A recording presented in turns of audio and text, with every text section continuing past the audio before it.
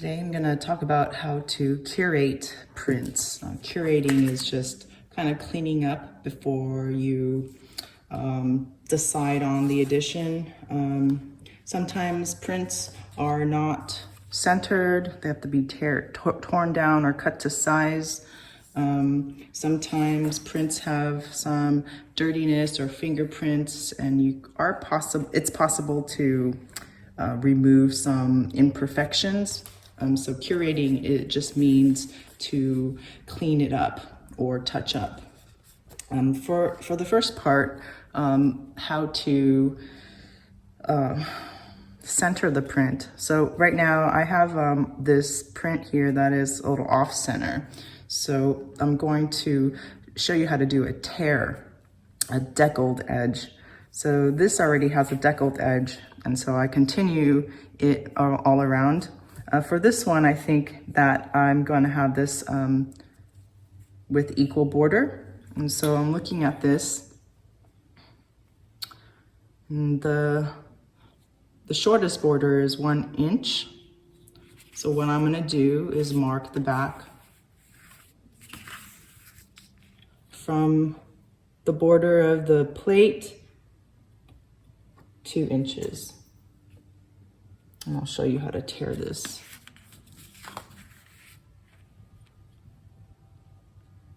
So I'm just making sure that I have 2 inches marked around.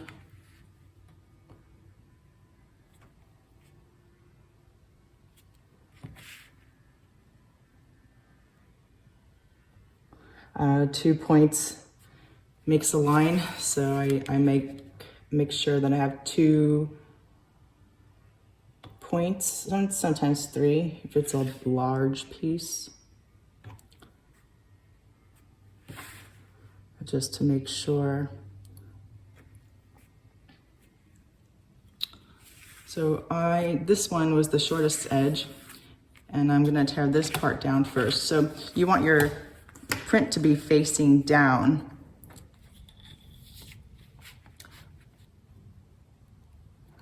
Otherwise, you might get this frayed look on the face of the print, which you'll understand if you do this. So face down, you have your marks ready, and you'll tear like this.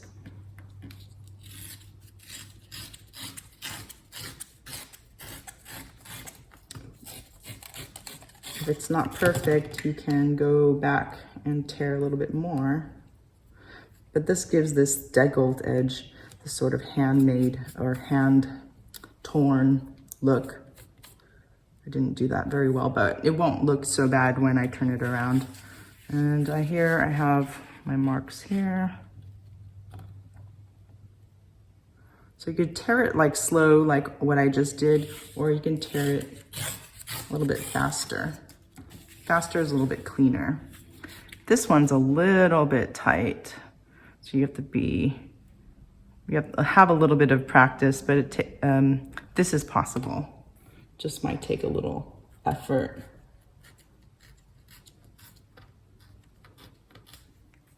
So I use a metal ruler, so it has a little bit more edge to it. A plastic roller doesn't, you can still do it.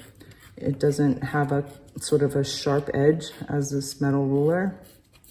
I put my face down, so there's a cork backing. It might just be a little bit too elevated for a clean cut. But this might be a little bit too much, but that's okay. So you see that there is a uneven border, but that's called the deckled edge. And so here you have the deckled print. So the next thing is, so if you have imperfections, you could take like one of these white erasers. Sometimes there's fingerprints.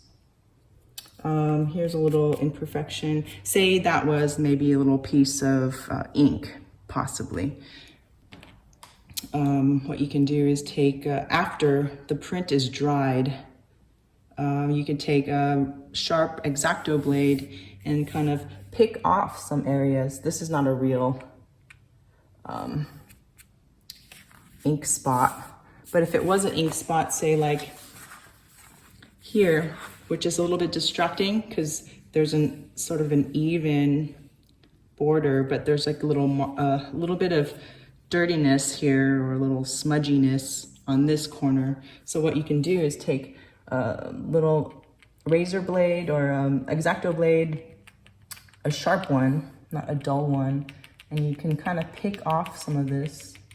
Show you. This is only when the print is dry. You don't want to poke through the paper. You just want to lightly scratch off the surface of the paper, but not too hard. But if it was a little bit too hard, we can burnish it down afterwards. But so it's sort of like lint, what you're trying to do. You want to get far enough down beneath the surface of the paper to get all of that ink that's laying on the surface. So you could maybe see that it's sort of coming off a little bit. So at this point, what I do is take a razor blade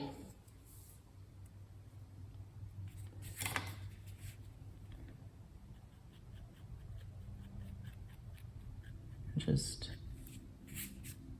remove it like that. So it's not all off, but it's a lot better, right? So this is one way to curate a print. So if there was a like fingerprint, I don't have one. Say if this is a little bit dirty from ink or a fingerprint, you could take a white eraser. You see it's a little bit dirty here.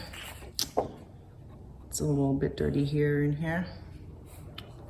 So I'm gonna take an eraser, making sure that the eraser is clean before you touch the print. You could try to erase it. Sometimes it doesn't come off.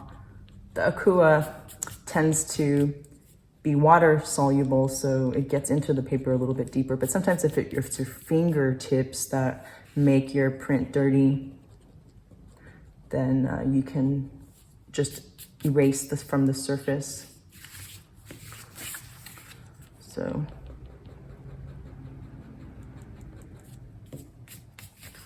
that's one way to do it. You just try to do the best you can. And so here, back to this one here, you can kind of see that there's a little bit left. I'm gonna try to remove a little bit more. But you can tell it doesn't distract as much. It's not as distracting.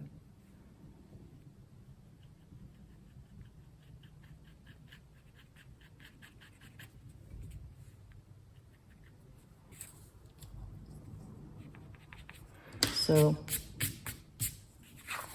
here's the print corner. So it's not as distracting, right? But sometimes you can tell here the paper texture hides the fact that there was a little bit of paper surface disturbance.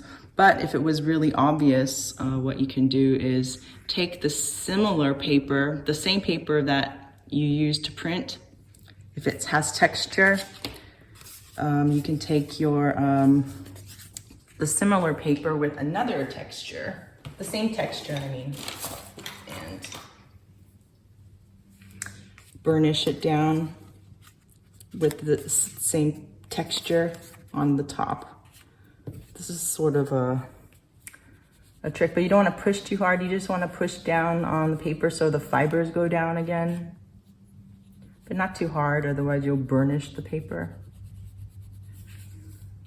So that's how you flatten the print back down. So all the fibers go back down again. So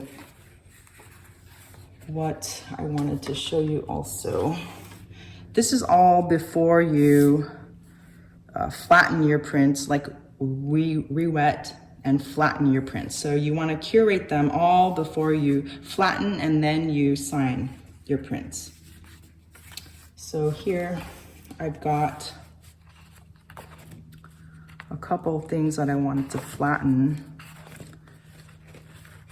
So say this area here, there's a lot of ink. So that would be redundant to try to pick off, because that would just kind of make it a little bit too obvious. There'd be too much disturbance. But sometimes you can erase just light things. I'm gonna leave that. So I'm gonna flatten all these. So if the corners are all basically really clean, this is not really that clean, but if there was just a little tiny bit that just disturbing you, you can just do the same technique by picking it off. But sometimes it's just better not to. But if it was something that you just saw that was really disturbing, you can try to do that. But usually you want to have your prints all the same and exact. So how to flatten your prints. So you want your newsprint to be a little bit bigger than your print. So usually in the print shop, you really won't have that much issue with trying to get space to flatten your prints. But since you're at home, you might have limited space. So what I was gonna do is just flatten prints in one swoop. So instead of piling or having multiple prints inside between newsprint and flattening large sort of boards, large boards of prints underneath, I'm gonna do it the size of the print. So what I'm gonna do is just cut newsprint down. You want to sandwich newsprint, sandwich the print between newsprint. So what I'm gonna do is just cut this in half. You wanna get the whole surface of the I'm trying to maximize, can't see this, but I'm trying to maximize my newsprint. So I'm gonna just cut it with a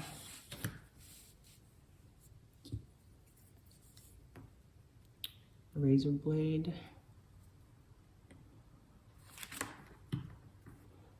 I'm cutting a bunch at once. So what we need to do is spritz the back of the print just a little bit, just to make it damp. And then you'll sandwich them between newsprint and then spritz another one and sandwich it again.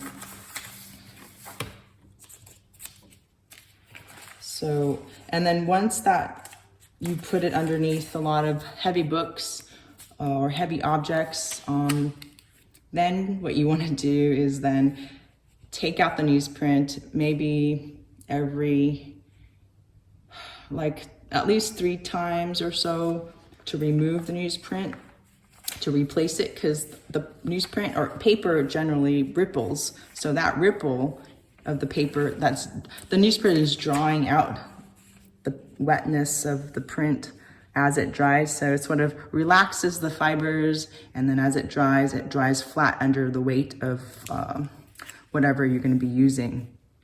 So you want to take out the newsprint as it's drying, so it doesn't hold the memory of the ripple. So what I have here is just enough for my prints. Let's see, this is an odd size. So you don't want something that's going to be smaller than your, I'm going to cut this down again. So that's my size of my newsprint.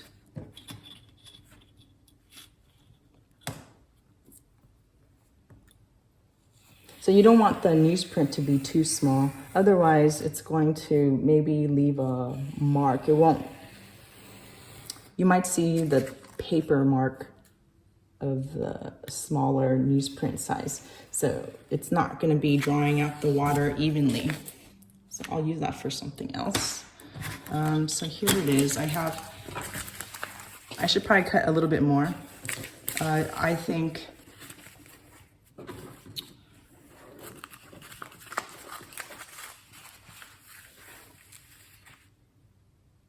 maybe 6 sheets per print or something like that you'll need.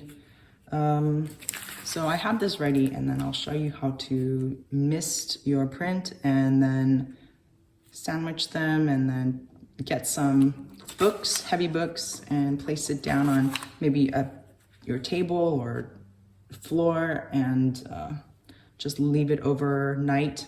But maybe switching out the newsprint 3 times during that time period. Maybe like a day. You want to dry it for a day.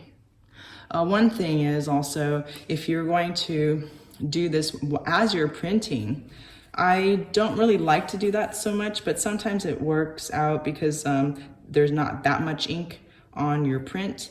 I like to dry my prints before I wet them and flatten them, because sometimes that ink on the surface is really nice, and sometimes if you put newsprint down on your wet print, it kind of just doesn't leave your print as sharp and crisp. But it depends on the situation, or depends on the print itself. So, but if you wanted to, you can, when, like right after you print your print from the press, you can just put this down on a table or something, and then put your newsprint on top, or, you know, one on the bottom, one on the top, and do what I'm going to show you. So like maybe a board or some kind of waterproof surface, like a board, and then some heavy things. So I don't know, even a drawing board is fine, and then put lots of heavy books, or even some dishwashing detergent kind of thing, like large, heavy. So enough pressure to hold it down on all the spots. So as you're printing, you can do this, so you don't have to wait for this to dry, but it still depends on, you know, the situation or the print itself.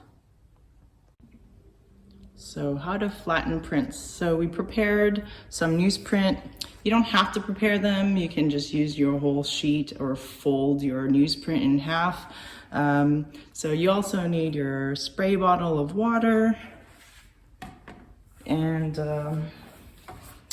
your prints, newsprint.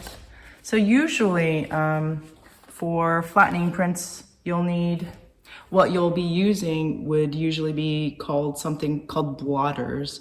Blotters are unsized, kind of thick paper. So it will absorb, sizing, remember, is some glue that is on the surface of the paper to either keep the water from, or ink, to keep the ink on the surface of the print. It just kind of keeps everything on the surface rather than just absorbed and bleed into the print. But blotters also are used to blot prints. When you take it out of, after you blot, to blot your print, blot your paper out of the water. So this is a piece of a blotter paper, but you don't have that, so just showing you what a blotter is. I can put it down here, but what you can do is just take your newsprint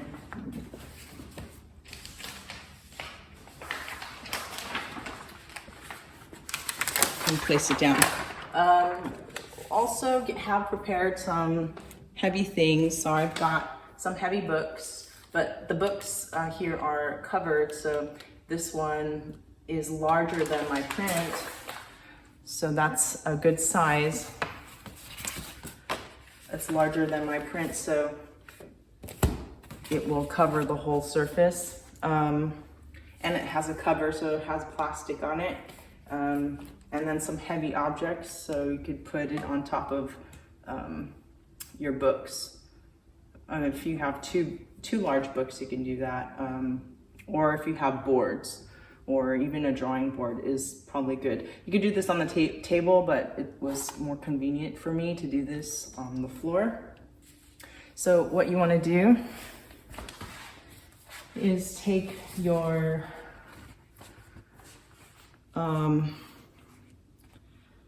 water bottle, and actually I've got to spray away.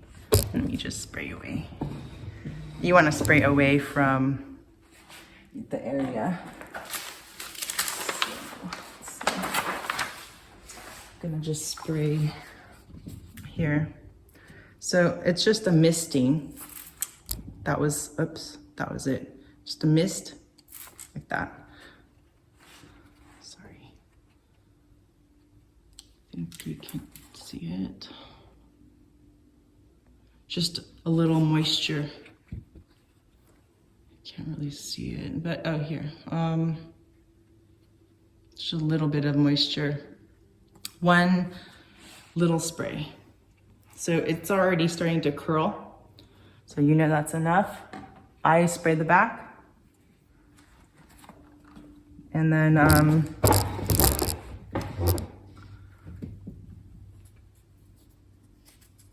have my newsprint ready. And then I'm gonna spray the next one.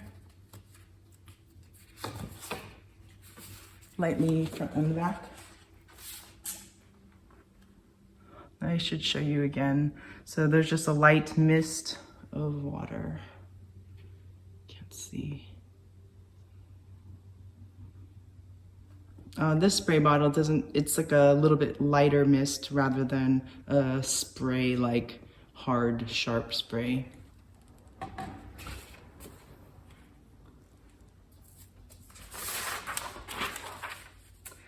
I mean, if you had boards, you could use another piece of board. Also, you can, let's see, let me spray another one for you.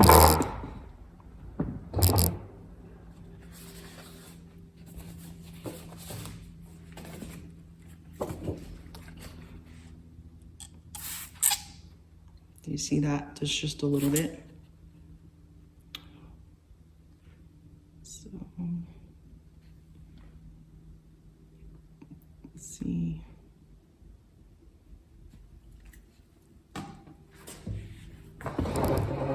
So again, what you can do is do this right after you print. So when you have you just printed, this is also another way. You just need to make sure that all of the prints are on top of each other, right? Stacked. So just gonna do that right now. And let's see.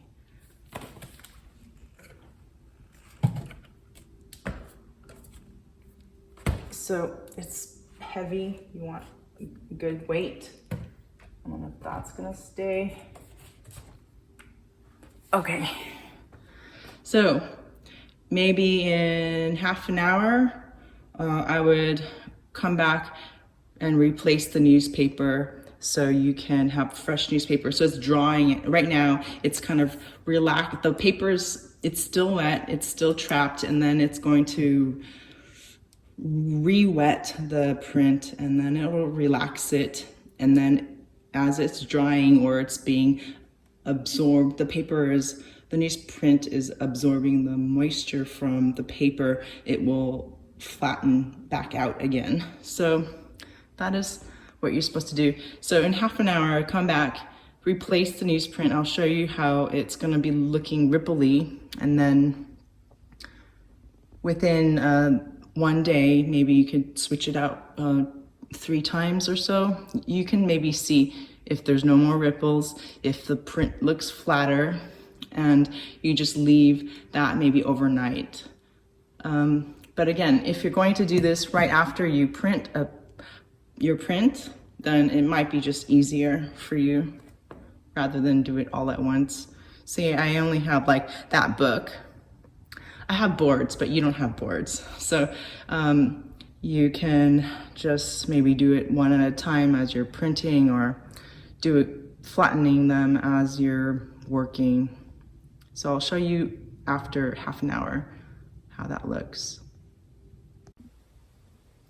So it's been a little bit more like 45 minutes rather than half an hour. One thing I forgot to mention is, so I had this tiled floor. You want to place your prints on sandwiched between two flat surfaces. I don't know if it was obvious or not, but you know, you don't want to place your prints right on something with texture.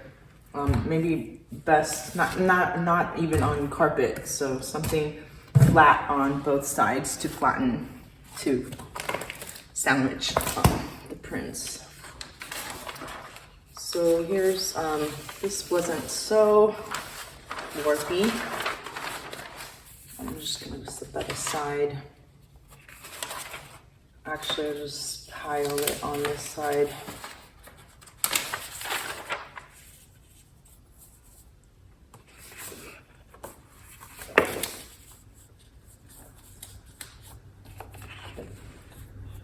But I didn't get too much water on there. Maybe it was talking too much, so it dried a little bit more, but it's the same.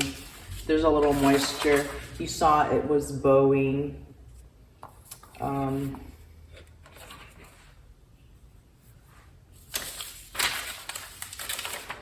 It was,